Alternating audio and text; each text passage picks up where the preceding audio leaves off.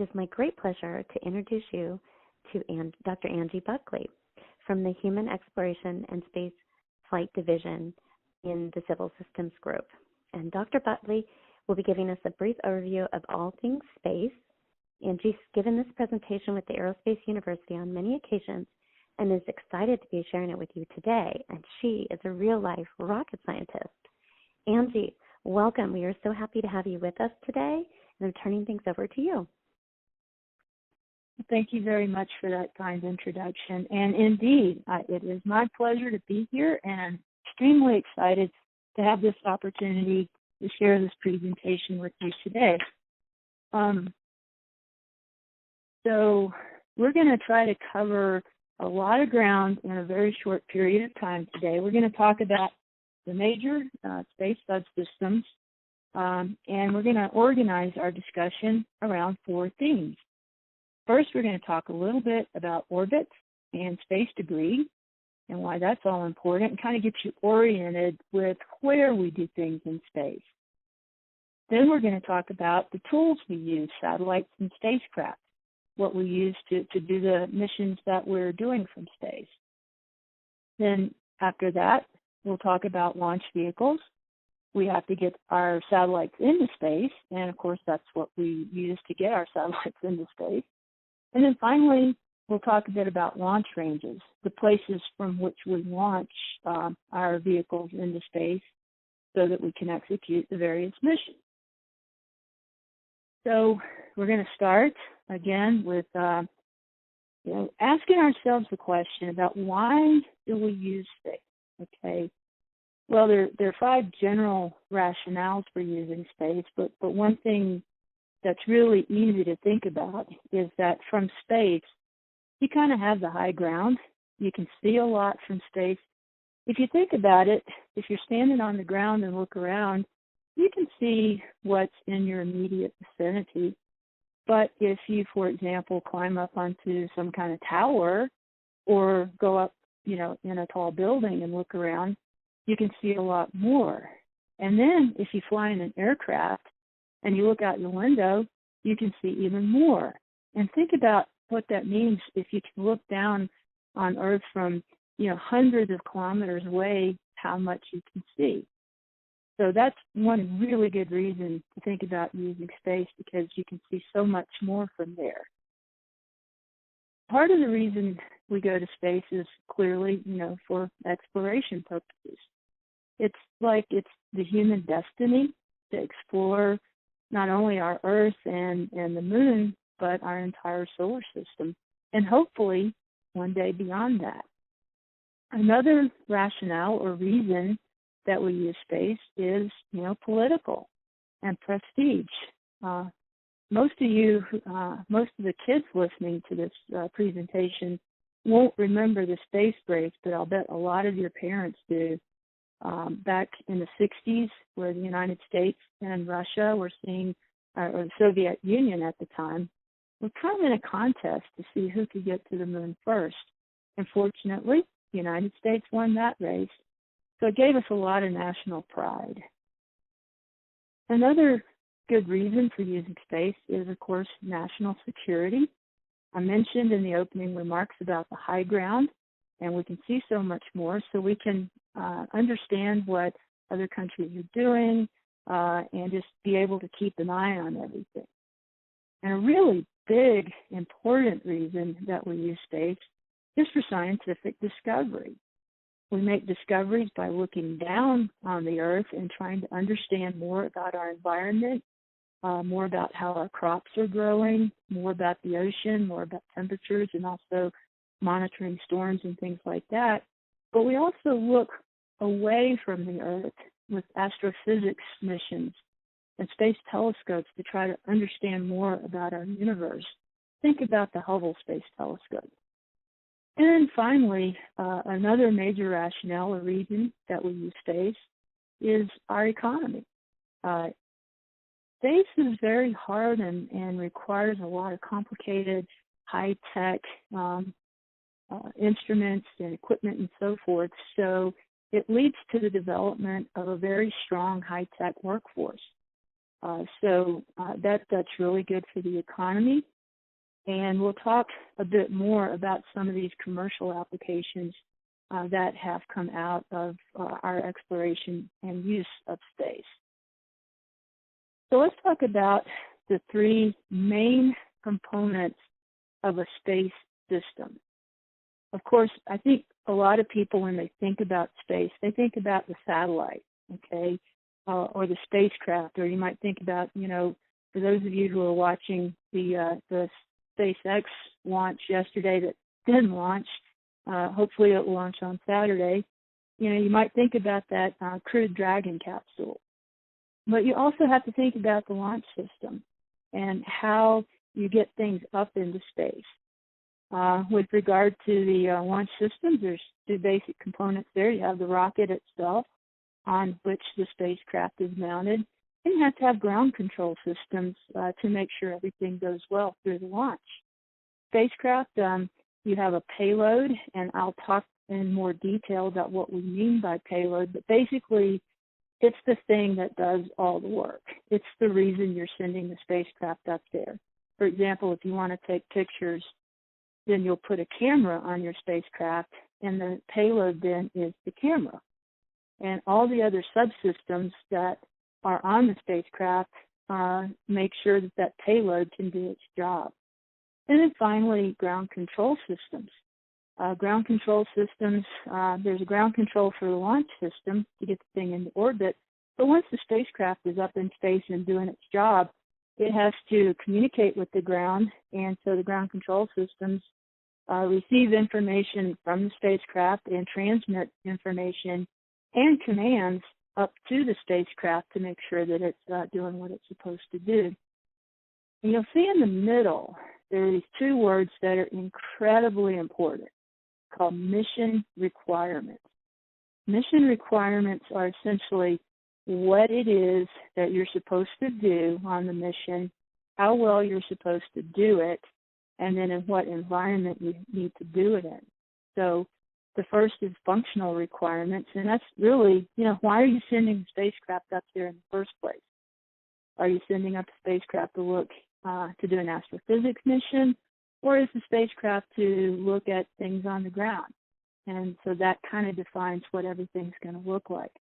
But regardless of everything concerned, always think about the mission requirements and how you're going to successfully execute that mission.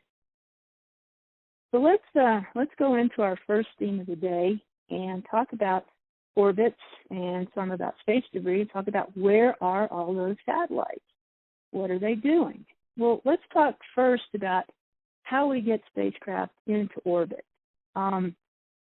So if anyone ever tells you that there's no gravity in space, just look them in the eye and kind of laugh and say, yeah, there is gravity in space, but there's a reason things are weightless in space, and that's what I'm about to explain to you. So if you can imagine a cannon, if you look at the picture on the left, you see a cannon sitting up there on the North Pole. So everybody's seeing slide 10, and it's labeled orbit. And so I was talking about the picture on the left, and if you imagine you have a cannon sitting at the North Pole, and you really have to use your imagination here. Let's imagine that cannon is sitting on a mountain that's 100 kilometers tall. That's 62 miles if you're not used to thinking in kilometers. It turns out that 100 kilometers is kind of where we define the beginning of outer space. So we've got our cannon up there, and if you fire a cannonball with a little bit of velocity, it's going to go, some distance, but it's going to fall to the ground. But if you can put enough velocity on that cannonball of at least 18,000 miles per hour, which is 7.8 kilometers per second, that's really, really fast. Then instead of falling to the Earth, it's going to be going fast enough that it falls around the Earth. So it's essentially in a state of free fall. And that's really what an orbit is. It's free falling around the Earth, but it's going fast enough that it doesn't actually fall to the Earth. And that's what creates the microgravity situation. So nothing about Earth's gravity has changed. there is gravitational effects when you're on orbit, but because you're going so fast, you're falling around the Earth. So it's just like if you were in an elevator or maybe on a theme park ride where they take you up to the top and then they release you and you go and you feel that whoo and you get that free fall effect. That's exactly what's happening. So that's why you don't feel any gravitational effects and you can free float when you're in space. And the really cool thing is once you get up above the atmosphere, there's almost no drag. So objects don't tend to slow down very quickly, so they tend to stay in orbit. And if you look over on the right, these are the orbits, those circles that are going around the planet that are typically used for the applications, the common applications of space assets. You'll notice that there's one that's going around the middle of the Earth, kind of around the equator, and it's a really big orbit, and that's because it's really far out there, and it's far enough away from the Earth that its orbital period, or the time it takes to go around the Earth, is the same rate as the Earth turning. So when you look at that satellite, or the satellite looks down at the Earth, it sees the same thing all the time because it's going the same speed. We also use low Earth orbits, and if you'll look at that orbit going around the North Pole and South Pole, that's a highly inclined orbit, or 90-degree orbit almost, and that's really good for Earth observation. We also use highly elliptical orbits and medium altitude orbits, and the medium altitude orbits are where you'll find things like GPS. So if you'll go to slide 11, hopefully the videos are showing. This is a kind of a SOAP demonstration. SOAP is a tool that aerospace has that we use to analyze orbits and to visualize orbits. So on the top, you can see what the ground traces look like for the spacecraft that's in a low Earth orbit. That's the one that's, you see the one that's labeled ISS? That's the International Space Station.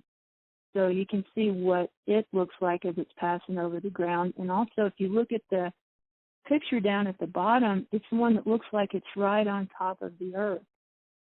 And on the bottom, if you see the yellow orbit, that's a highly inclined orbit. And then, of course, you can see the geosynchronous orbit, the purple one. That's the orbit that is going at the same speed around the Earth as the Earth is turning. So from the Earth, it appears to be in the same place. And I misspoke. The yellow orbit is also a geosynchronous orbit. It's not a geostationary orbit, but it's also orbiting the Earth at the same rate as the Earth is turning. And if you look at the top, it makes that figure 8 because of the way it's inclined, and the velocities as it's crossing the equator change. And there's a lot more to that explanation, but just remember that it makes a figure 8. And then the red orbit is highly inclined and spends most of its time looking down at the northern latitudes. And so Angie, we have a question. Caitlin asks if gravity, we have a question from Caitlin. She asks if gravity is the same. She asks if gravity is the same in all different orbits. Actually, that's a really good question. Okay, and it turns out that the force of gravity, the amount of force exerted on a spacecraft, as it goes farther and farther away, the force of gravity goes down, and it goes down as the square of the distance of the spacecraft from the Earth. So as you go farther away, the force of gravity, or the pull, is less, but it's still there until you get pretty darn far away. So that was a really good question. Great, thank you. If we'll move to the next slide, 12. This is an illustration of the different main types of orbits that we just showed you an animation for. Low Earth orbits, just like the orbit for the International Space Station, it takes about an hour and a half for a satellite to go around the Earth. And if you look at the left column of pictures, the picture on the top, see all those the sinusoidal or squiggly type paths. That's the ground trace of that spacecraft, and that's orbiting around the North and South Pole. And as it orbits, the Earth turns underneath it. So after a certain period of time, you get full coverage of the Earth. If you look at the picture at the bottom, and it looks like the east coast of the United States, because it's the east coast of the United States, the area shown in that picture is about what you can see from low Earth orbit. So it's fairly close to the ground, but you can still see like half the country. So that's pretty impressive. If you look at the middle column, we were talking about geosynchronous orbits. That's the orbit that's far enough away from the Earth. It's at 36,000 kilometers or 22,200 miles above the equator. That's pretty far away. So at that distance, as it goes around the Earth at the same rate the Earth is turning, it looks at the same spot on the ground. And if you see the top picture there with the pink outline, that's what you can see from geostationary orbit, or geosynchronous orbit rather. And then if you look on the right with the highly inclined orbits, they're called Molniya orbits. Everything above the red section there at the bottom of the top picture is what that spacecraft can see. So it's got really good coverage of the northern latitudes. And you can see at the bottom pictures essentially what these spacecraft can see. So let's move on to the next slide. And I think these are just some animations of the discussion we just had before, so that you can see as the spacecraft goes around the Earth what the ground trace looks like. And if you look at the middle one, you have two cases of geosynchronous orbits. The pink one is a geostationary orbit because it's going around the equator. The other one is a geosynchronous that's inclined, and you can see the figure 8 that it's tracing there at the bottom. And you can also see what area it can see inside the yellow circle. And then on the right, you can see the highly inclined orbit and how it moves around. And as it comes to the top of its orbit, then it stays above the ground for a long time. And so you get good coverage of the northern latitudes. So if we go to slide 14, we'll talk a little bit about constellations. We've been talking so far about just one spacecraft in orbit, but it turns out that if you want full coverage of the Earth, or if your mission calls for seeing more than just a little bit of the Earth at the time, you can use spacecraft in teams, and these teams are called constellations. And if you look at the picture on the left, you've got a lot of satellites in low Earth orbit that are providing coverage like you see there at the top. So you can see it's really good coverage. On the right, you see a group of satellites, 3 satellites that are in geosynchronous orbit around the equator, and then 2 that are in the Molniya orbit. So if you look at that top picture, you can see where the circles overlap and where you can see things on the Earth. There's not very much of the Earth in this particular configuration that we don't have really good coverage for. So if you'll go to the next slide, I think we have another set of animations so you can kind of see this in action. Can someone tell me if the animations are playing on the Skype? Yes. So you can see on the left, got a lot of spacecraft in orbit, in polar orbits around the Earth. So if you look at that top picture, the purple is really good coverage, and the only place that you're not getting really, really good coverage are the red spots. And you can kind of look at the diagram on the bottom and see there's just very few gaps there. And then if you look over on the right, you can see how we're getting essentially full Earth coverage using the 3 geostationary spacecraft and 2 highly inclined orbits. So teamwork is really important when you need to cover all of the Earth. And applications like this would mainly be communication. Here's a question for everybody listening. How many of you have satellite TV, like Dish Network or DirecTV or something like that? You don't really have to answer anything, but just think about that. That would be the situation for the geostationary orbit, because you think about it, when the guys come and install the antenna, you never have to move it again, and that's because relative to where you are, the satellite from which you're getting that signal never moves. So that's really cool, and that's a really neat application in space. So let's move to the next slide.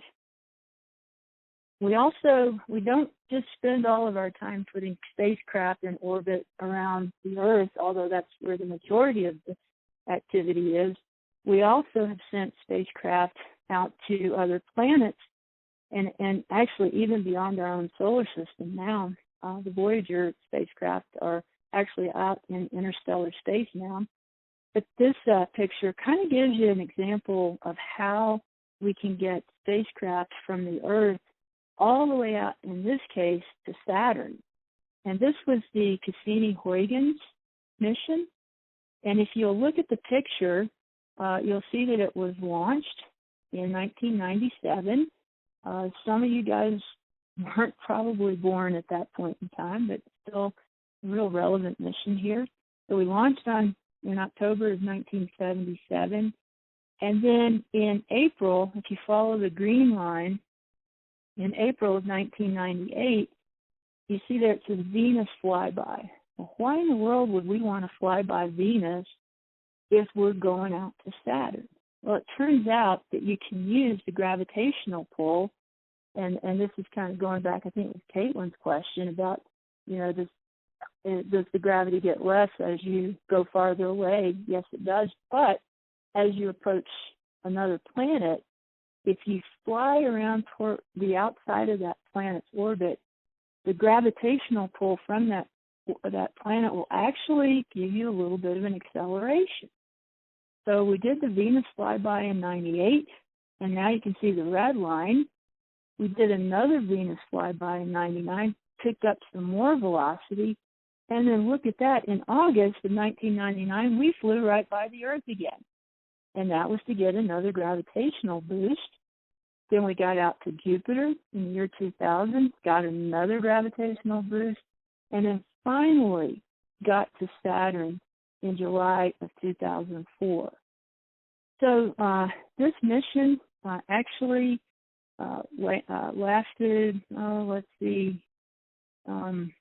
trying to remember when it finally ended. It didn't end that very much long ago. The Huygens probe landed on the moon Titan in 2005, and it lived for about 3 hours after it went down. And then finally, at the end of the mission, the Cassini spacecraft was crashed into Saturn so as to avoid any contamination of the moons or anything out there. So let's go to slide 17, please. We're going to talk about space environment. The space environment is really, really harsh. Everything in space is trying to kill you, okay? We've already talked about the situation with reduced gravity, but we also have major changes in temperature. It goes from minus 200 degrees centigrade up to plus 150 degrees. That's a big swing. There's also a vacuum because there's little to no atmosphere, hardly any particles out there, so you're working in a vacuum. Lots of radiation. Increased radiation is very bad for humans, causes cancer, but it's also bad for your spacecraft, and the electronics on the spacecraft can actually cause electronics to fail. And one of these, for example, a charged particle, which is another element that you have to think about, passes through the electric circuit, it can actually cause it to stop working. If you're working in low Earth orbit, you have a variable amount of drag from the atmosphere, and drag is the thing that just tries to slow you down.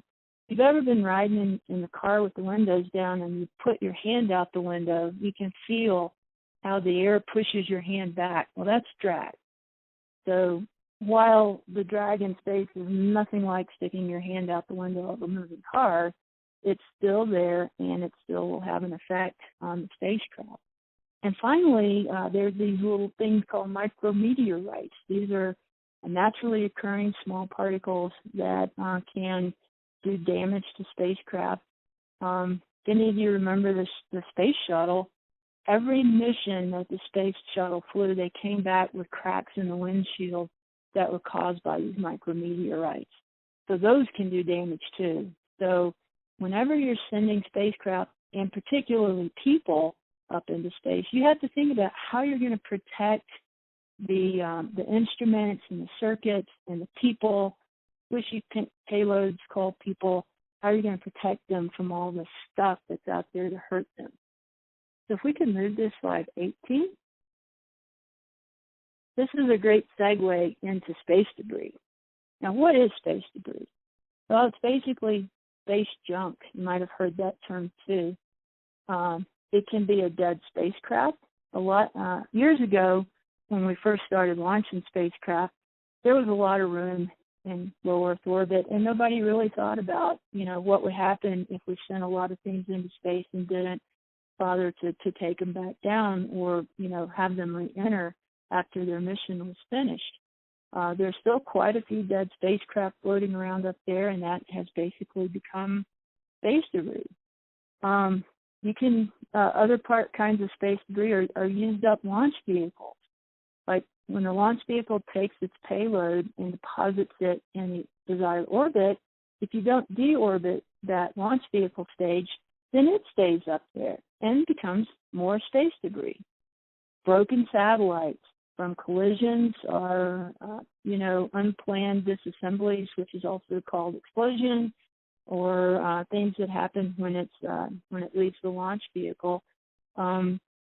They're also up there and have become space debris. And then again, there's the natural kinds of background debris that we discussed on the previous slide, the micrometeoroids and things that can cause damage to your spacecraft. So let's go to the next slide. So why do we care?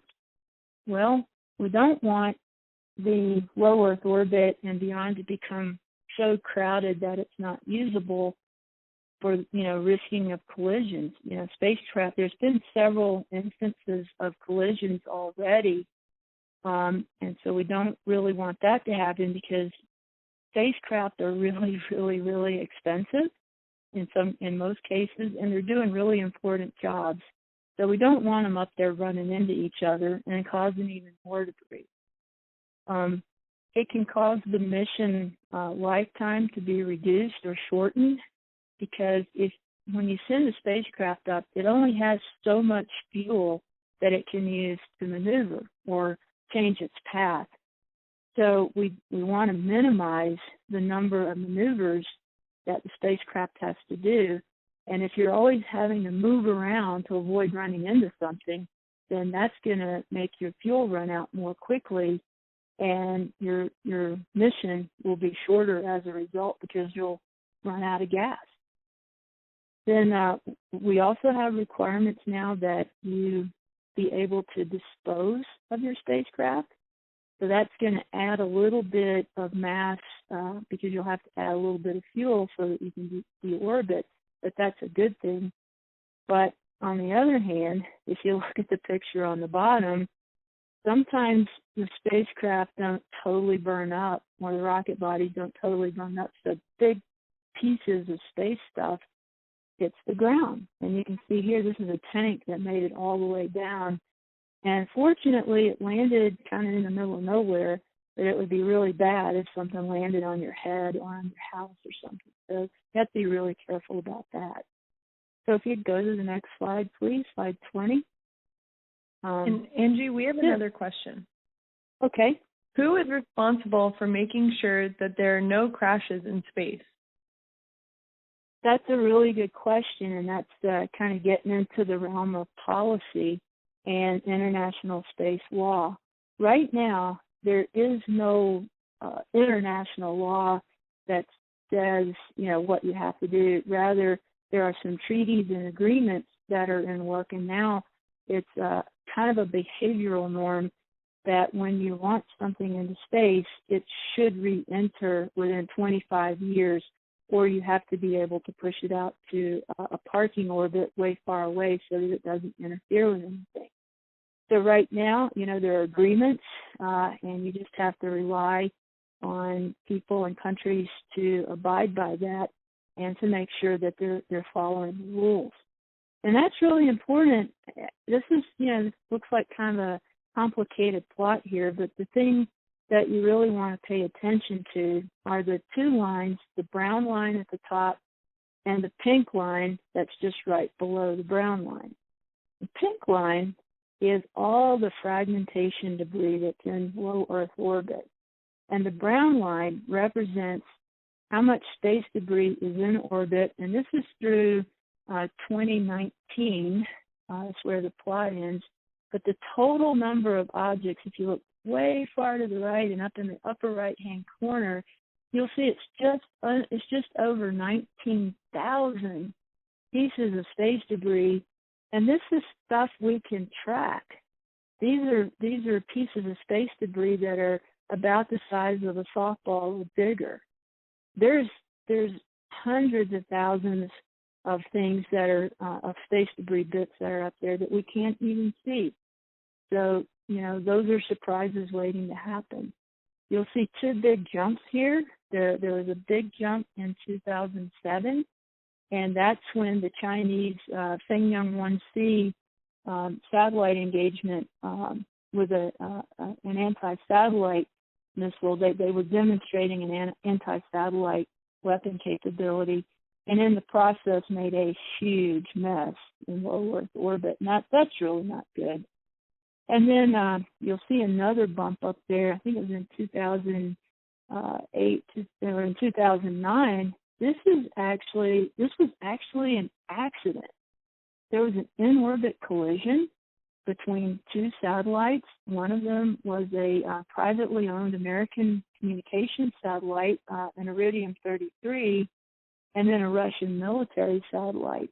And they collided at a really high velocity, so it made a lot more small fragments that are still in orbit. So we're still tracking that. So that wraps up the first section. If we can move to slide 21. We're now going to talk about satellites and spacecraft and where we operate in space and so forth. So let's go to slide number 22, please. So this is a really busy slide, a lot of words on it, but what it does is it summarizes what we do with our spacecraft and what their payloads would be. So you'll see there's a number of different things that we do.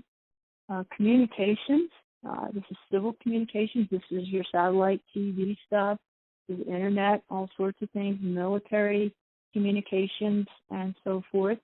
Honestly, that's where all the money is. If you want to do in-space business, communications is a big part of it. You'll see there's a big section in there called applications, and I apologize for the dog. Earth remote sensing, scientific satellites, and then other kinds of applications. The Earth remote sensing satellites are really important for things like weather monitoring, looking at Earth resources, understanding what the oceans are doing, tracking rockets that are being launched and things like that, oceanography. Really, really important for understanding what's going on on the Earth and how we're making good use of our resources. Scientific applications are one of the main ones, of course, is human exploration. We've got people on the International Space Station. We do astrophysics missions. Heliophysics is the study of the sun. So we're learning more about our own star with our heliophysics missions. Then we also have planetary space probes. We just talked about Cassini-Huygens, and then the deep space probes. And of course, we've got others like navigation. I'm sure most of you have GPS in your car. That's enabled by a number of satellites that are on orbit. And then, of course, at aerospace, we also look at a number of different special kinds of satellites for collecting intelligence and doing reconnaissance and things like that. So if we can go to slide 23. This gives you an idea of how hard it is to come up with a good satellite design. Let's think about one of those communication satellites that are up there in geosynchronous orbit. The satellite is 36,000 kilometers away, and we want it to last for up to 10 years. So we have to think about how much fuel we're going to need, what kind of battery, space weather, contamination factors, how are we going to deal with, failures, so we have to have backups. And in some cases, we want the spacecraft to be able to do some kind of self-repair, maybe using a different computer or rerouting some signals or something. We have to design it so we can put it on top of a rocket and it survives the ride to space. And we have to figure out how much it's going to cost and how long it's going to take to build it. So really, this is something that aerospace does really well. Do a lot of planning. We look at having copies of the components. Redundancy means just having, a number of the same component on board in case one fails. You've got a backup and backup of a backup, things like that. Safety margins, things like that. You have to. This is really, really important. When you build a spacecraft that you're going to put in orbit and it's supposed to be up there for a long time, you got to test it and test it and test it, and that's really, really important. So the next slide, we go to the basic spacecraft subsystems. There's an animation here that we'll click through. What you should be seeing right now is a picture of a spacecraft with some of the components or some of the subsystems identified for you. And I've listed them over there on the left, and we're going to quickly talk through what they do. So if you click to the picture of the reaction wheel, we're going to talk about attitude, reference, and control. And basically, all this system does is keep the satellite pointed in the direction you want it to point. And that's basically all it is. If we go to the next subsystem, command and data handling, this is basically the computer. This is the system that handles all the incoming commands from the ground and makes sure that the data that the spacecraft collects is sent back down to the ground. If you look at power, if you don't have power, you can't do anything. So sizing the power system is really important. How many solar cells do you need? How many batteries do you need? Things like that. And then if we'll click through to the next subsystem, that's the structures and thermal. Well, the structure is what holds everything together, and you want to make sure that you provide a stable platform or stability for all the components on board. We'll click through to communications. Well, you've got to communicate with the ground. You're up there collecting data or trying to provide communication services, you have to be able to do this through your communication system. And this is also a really important subsystem. And finally, the propulsion system. If you click to that, you should be able to see a picture of a rocket engine there. We use our propulsion system to make sure we've got the spacecraft in the correct orbit. And I mentioned earlier, we don't want to run out of fuel because that's really what limits the lifetime of a spacecraft. We can go to the next slide, the types of spacecraft. There's all types of spacecraft from really, really big, like the International Space Station, all the way down to CubeSats. If you look at the picture on the right, the gentleman is holding a frame of a CubeSat. CubeSats are really small satellites. They're 10 centimeters cube, and we can just do amazing things with CubeSats anymore. There are a lot of universities and even high schools and elementary schools who have built CubeSats for various purposes, mostly for educational, but for doing real experiments. And there have been companies established that leverage CubeSats, and they're doing quite well financially. So let's move next to launch vehicles. This is our third theme, and we're going to talk about how we get things up into space. So if we go to slide 27, and rockets, they have to do a lot of work. They have to overcome the force of gravity. They have to push through the atmosphere and finally get the spacecraft into the appropriate orbit. It takes a lot of energy to put a spacecraft into orbit. And usually when you see a rocket sitting on the launch pad, generally about 90% of the weight of that rocket is propellant. So really it's just mostly, fuel and oxidizer to get that rocket off the ground and get the spacecraft into orbit. We'll go to slide 28. This is just to give you an idea of the parts that are in a rocket. It's not just one continuous structure. It's many parts. The first stage generally comprises a common core booster, and sometimes we put solid rocket motors on the side to give it a little extra push. There's an interstage connector that tapers the diameter down. The first stage is really, really big because that's where you need the most energy to get the thing off the ground, get it on the right trajectory so that you put the spacecraft in orbit.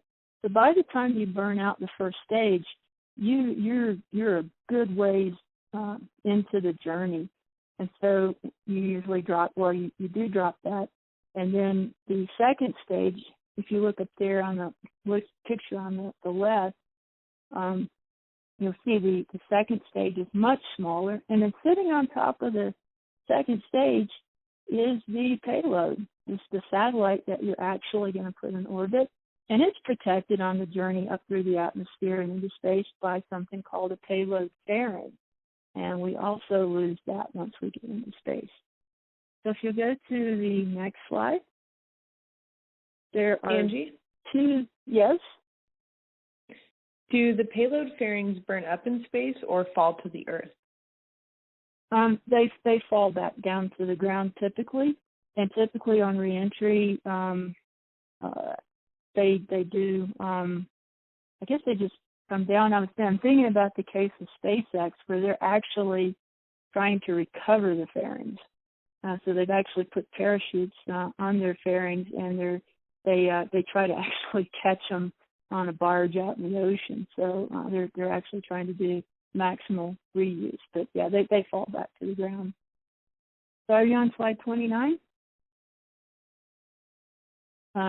We'll talk about two types of rockets here. The picture on the left is a rocket engine, and that's because it uses liquid fuel, and the fuel and oxidizer are pumped into the combustion chamber and ignited, where they burn and generate the thrust to get the rocket off the ground. But there's also solid rocket motors. And if you have a solid fuel rocket, it's called a motor. So if you hear somebody refer to a rocket motor, they're talking about solid fuel. If you hear somebody talking about a rocket engine, that's with liquid fuel, and you'll have a fuel and an oxidizer that come together and are burnt in the combustion chamber. So if we go to slide 30, please. This is a typical fly-out trajectory or flight profile, and we can step through that really quickly. If you look at the bottom, the first step is, of course, you've got to get the rocket to the launch pad. The second step is that you fuel the rocket, you put the payload on top, and then once it's launched at stage 3, you can see it's already, the main engine is burning. You've used the solid rocket motors to help you get that initial thrust to generate the initial force required to get you off the ground. And you'll see that you jettison or you lose those solid rocket motors from the side. You kick them off. And that's because once they've spent their fuel, there's no reason to keep carrying them. You just want to make things get lighter and lighter as you go up so that it's easier for the rocket motor. And then at number 4, you see that the first stage is burned up, so we drop that. And then at number 5, the second stage is burning. At number 6, you've got the thing up into orbit or up at the right altitude that you can drop the fairing, so the fairing goes away. And then finally, you put the spacecraft into the desired orbit. The second stage falls away, and then the spacecraft deploys its solar panels and goes off and does whatever it's supposed to do when it gets on orbit. On slide 31, this is a nice illustration of the launch vehicles that we're using today, and these are launch vehicles all around the world. As of today, there are still only 2 of these launch vehicles that can take people to space, and that's the Soyuz launch vehicle, and it's the fourth rocket from the left, and then the Chinese Long March rocket, which is the 7th rocket from the left. And pretty soon, as of Saturday, I hope, we will add the Falcon Dragon system, crewed Dragon system to that set of launch vehicles that can take people into space. So if we go to slide 32, just to give you an idea, there are some rockets still being developed, new rockets. In fact, there are so many new rockets being developed to carry small spacecraft, it's hard to keep up with it on a week-to-week basis. These rockets, though, the NASA SLS Space Launch System, it's a really big rocket, really powerful rocket. That's meant to carry our astronauts to the moon and beyond. United Launch Alliance is working on their Vulcan launch system. And then a private organization called Blue Origin, they're working on a vehicle called the New Glenn, and that is also meant to launch payloads into orbit. Last section, let's get to slide number 33. I see we're winding down to almost the end of the talk. So if we'll go to slide 34, please, we'll talk about, why launch ranges and ground systems are so important. Well, it turns out that the launch event is the riskiest time of all, the most dangerous time of all for both the mission that's being executed and for public safety. Remember, these rockets are full of fuel, very volatile chemicals that, can explode under the wrong conditions. We control those conditions so that it doesn't happen that way most of the time. So we want to make sure we get it right. So we need to be able to talk to the rocket, give commands to change its course if necessary. We need to be able to get data from the rocket as it's flying up through its trajectory so that we know that it's operating correctly and that it's on the right track to get the spacecraft where we want it to be. And over on the right is a kind of a cartoon diagram of what a launch pad would look like. So if we go to slide 35, let's talk about launch ranges and where we want to put those things so as to provide the safest environment possible. When we launch the rocket, we want thousands of miles of uninhabited or sparsely inhabited ground track.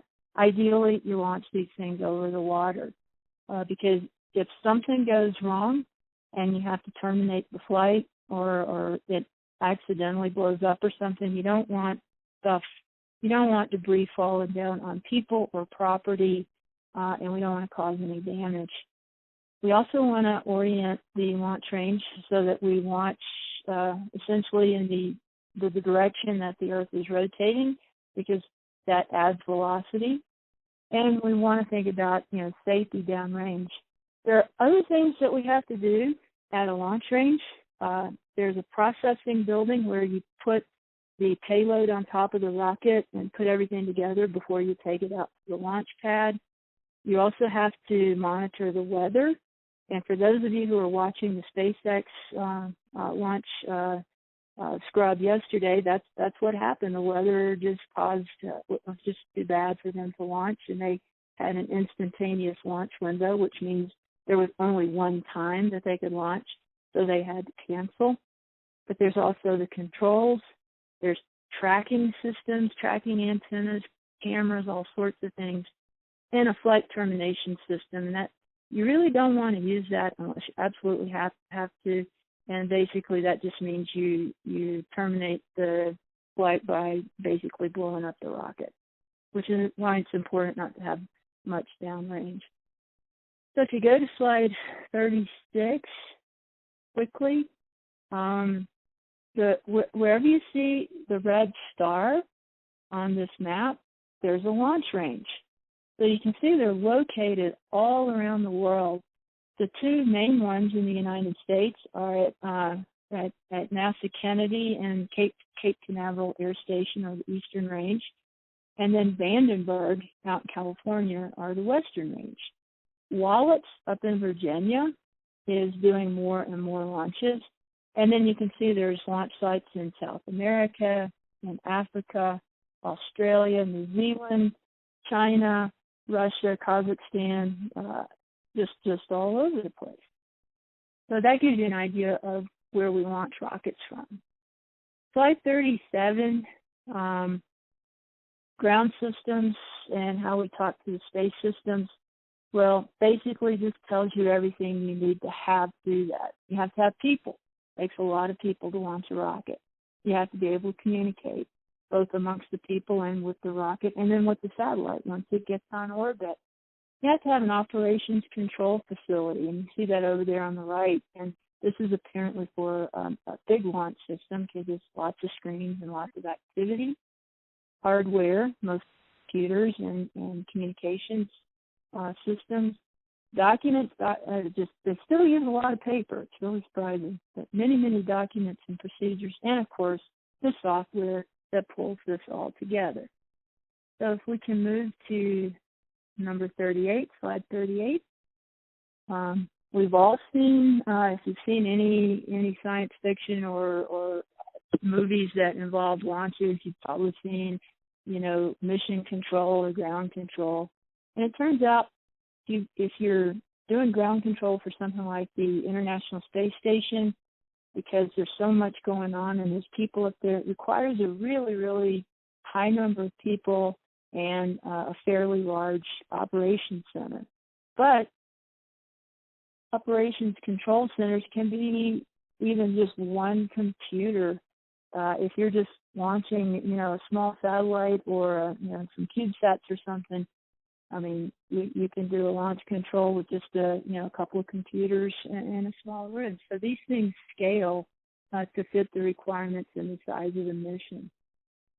So if we go to slide 39, it's really, really important that we pay attention to our cyber infrastructure, because you've all heard of people hacking into computers or hacking into your email. But people actually make a game of trying to hack into satellites. So it's more important now that we take that into account and ensure that we have protection on our communications links and all of our, even all the land links where we're transmitting data around, to make sure that people can't hack into the satellite and cause it to do something we don't want it to do, or change information that would make for misleading results. Slide 40, it just shows you that we also have communication systems that we use to talk to our deep space probes. These are spacecraft that are going way far out into space. So we have these huge antennas, and we have these places. We have 3 of these deep space networks. There's one in Spain, near Madrid, there's one in Australia, and then there's one in California near Barstow. And so this gives you an idea that the antennas, if you look at the antenna on the right, the 70-meter antenna, it's fascinating that if you take the area of that antenna, for that same area, you could put 15 houses, regular-sized houses, in the same area of that antenna. So that's pretty much it, slide 41. I really appreciate you guys joining today. I hope that I at least gave you an idea that there's a lot that goes on with, putting a spacecraft into orbit. So hopefully you appreciate the magnitude of the space enterprise. There's a lot more to it. We didn't even get into acquisition and policy and things like that, but I hope you enjoyed it. And if we've got time, I could take one or two more questions. So I want to thank my everyone. Pleasure. Yeah, Angie, thank you for joining us, and thank you everyone big thank you to our presenter and to our audience for taking the time to be with us today. Thank you again for participating, and we look forward to future presentations. Thank you all.